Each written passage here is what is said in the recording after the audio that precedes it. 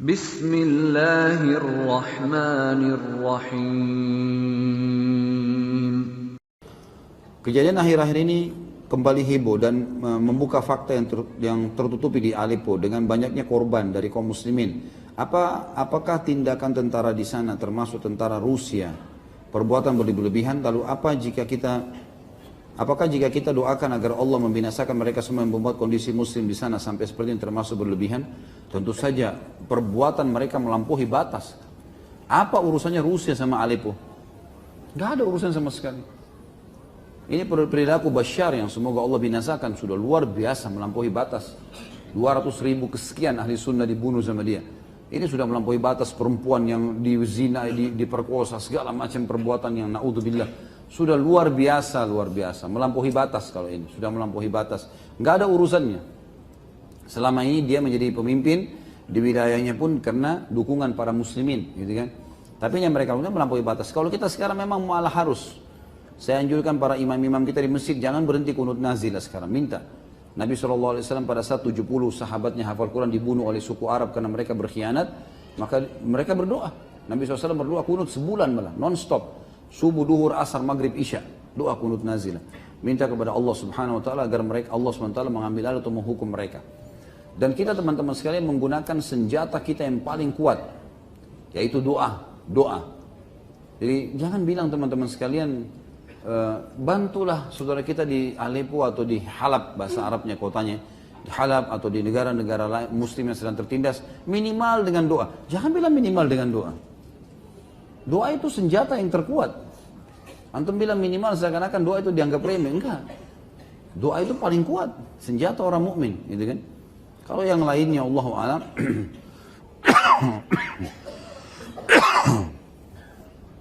Sekarang kita boleh mendoakan agar Allah SWT berikan kebiasaan dan dihukum. Dan pasti tiba saatnya di mana mereka akan dibinasakan oleh Allah Subhanahu Wa Taala. Dan kita mendoakan agar seluruh pemimpin-pemimpin muslim disadarkan oleh Allah agar segera mengambil langkah yang mendukung kaum muslimin. Ada lagi nggak? Sesuai tema. Apakah termasuk perbuatan melampaui batas jika selalu mengingat-ingat kesalahan orang lain yang pernah membolimi kita dan membuat kita sakit hati dan trauma? Bagaimana cara bangkit dari keterpurukan masa lalu? Kalau orang itu tidak minta maaf misal, dan memang itu sangat menyakitkan, kayak seorang wanita diperkosa, ya, atau ada orang yang dibunuh ayahnya, orang tuanya, itulah wajar. Dia mungkin masih masuk akal kalau orang itu dia masih mengenang, kemudian dia memohon kepada Allah SWT untuk dihilangkan, itu sesuatu yang normal.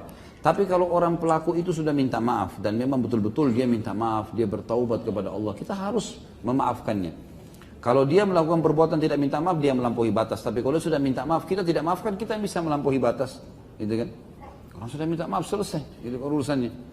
Saya sudah pernah ceritakan teman-teman, Muslih bin Abi Muslih, kalau masih ingat kisahnya, sepupunya Abu Bakar radhiyallahu anhu menjemain sahabat Nabi hadir di perang Badar.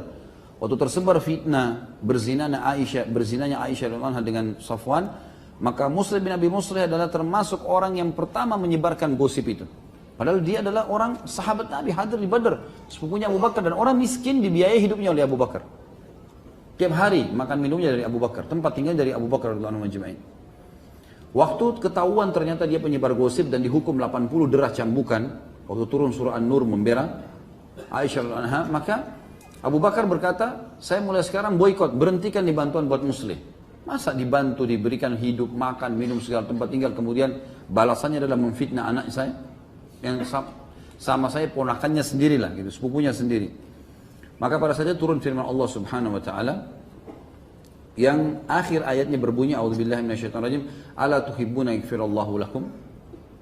Tidakkah kalian suka Allah memaafkan kalian karena kalian memaafkan orang lain?